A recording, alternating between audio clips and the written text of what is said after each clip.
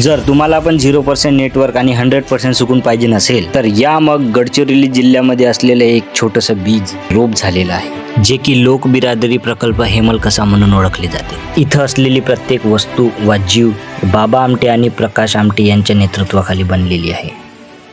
इथं वाढलेला प्रत्येक जीव जसे की घोरपड आहे, बिबट्या आहे, असे अनेक जीवजंतू त्यांच्या प्रेमाच्या विरुद्ध कधी जात नाही, कारण जे लहानपणापासून मिळालेलं आईसारखं प्रेम हे त्यांना अविस्मरणीय आहे, जे की ते कधी विसरू शकत नाही.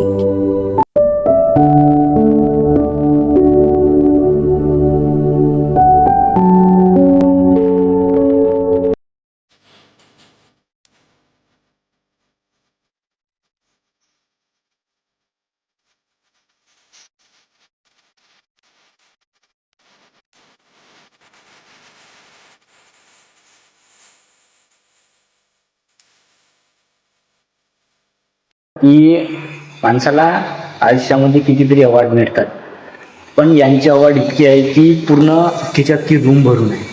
Hats off. बघू शकतो तुम्ही.